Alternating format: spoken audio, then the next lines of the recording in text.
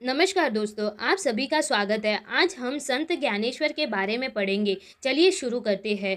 ज्ञानेश्वर के पिता बिट्टल पंत आपे गांव के रहने वाले ब्राह्मण थे। ये गांव आजकल पैठन नगर के पास है। बिट्टल पंत शुरू से ही भगवान में असीम विश्वास रखने वाले थे। उन्होंने रुक्मणी देवी से विवाह करने के कुछ दिन बाद ही रामानंद स्वामी से दीक्षा लेकर संन्यास ले लिया।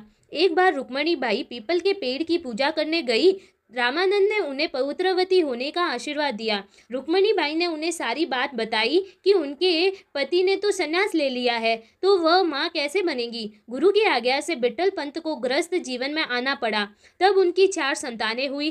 3 बालक निवृत्तिनाथ, ज्ञानेश्वर, सोपानदेव और चौथी कन्या मुक्तिबाई। ये चारों महाराष्ट्र के संतों में विशेष स्थान रखते हैं। संन्यास लेने के बाद फिर गृहस्थ आश्रम में लौटने के कारण पंडितों ने उनके पिता को जाति बिरादरी से बाहर कर दिया। बिट्टल को बहुत दुख हुआ। उन्होंने प्रायश्चित के लिए पत्नी सहित इलाहाबाद प्रयाग में जल समाधि ले ली।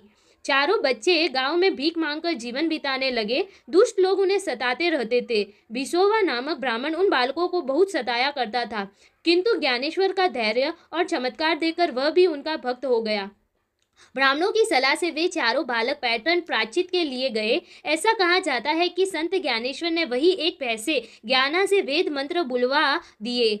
इस घटना से सब ब्राह्मण ज्ञानेश्वर से बहुत प्रभावित हुए और उन्होंने उन चारों को शुद्ध करके जाति में मिला लिया, किंतु साथ ही यह शर्त भी लगा दी कि उनमें से कोई भी वंश चलाने के उद्देश्य से विवाह नहीं करेगा। समाज में नियम और व्यवस्था बनी रहे, इसीलिए चारों ने यह शर्त मान ली। पैटर्न से चलकर चारों भाई बहन अहमदनगर में महालया देवी के मंदिर में रहे।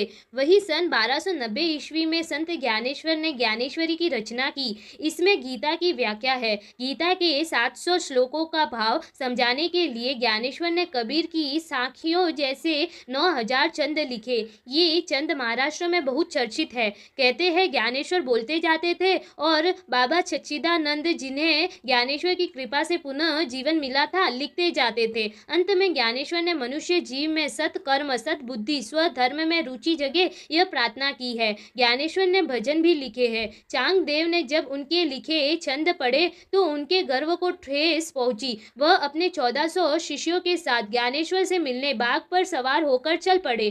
चाबुक के रूप में उन्होंने जीवित सांप हाथ में ले लिया। ज्ञानेश्वर उस समय बहन भाइयों के साथ टूटी दीवार के चबूतरे पर बैठे थे। कहते हैं उनके आदेश से दीवार के चबूतरे ही चल पड़े। चांग देव का अभिमान चूर चूर हो गया। वह अपने शिष्यों सहित ज्ञानेश्वर के शिष्य बन गए। इसके बाद ज्ञानेश्वर तीर्थ यात्रा के लिए निकल पड़े। उन्होंने संतों के सत्संग से भक्ति और प्रेम की वर्षा की। उनकी मंडली उनके सत्संग में स्वर्ग जैसे सुख का आनंद लेते हुए फिर पंढरपुर लौट आई।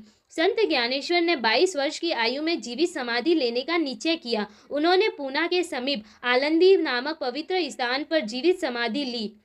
उनकी समाधि के लिए गुफा बनाई गई। ज्ञानेश्वर के बड़े भाई निवृत्तिनाथ ने उन्हें स्वयं आसन पर बिठाया। ज्ञानेश्वर जी ने भगवान की प्रार्थना की और समाधि में बैठ गए। निवृत्तिनाथ ने अपने हाथों से गुफा के द्वार पर पत्थर लगा दिया। वह तिथि 25 अक्टूबर 1296 ईस्वी मानी जाती है।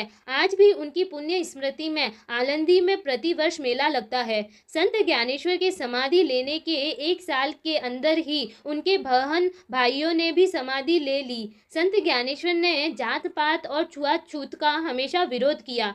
ऐसे महान संत युगों बाद पृथ्वी पर पैदा होते हैं। हमें उनके जीवन से प्रेरणा लेनी चाहिए। यहीं पर हमारी कथा समाप्त होती है। यदि आपको ये वीडियो अच्छा लगा हो तो इसे लाइक और शेयर ज़रूर करें और ऐसे ही वीडियोस को देखने के लिए हमारे चैनल को सब्सक्राइब करें। वीडियो को अंत तक देखने के लिए आप सभी का धन्यवाद।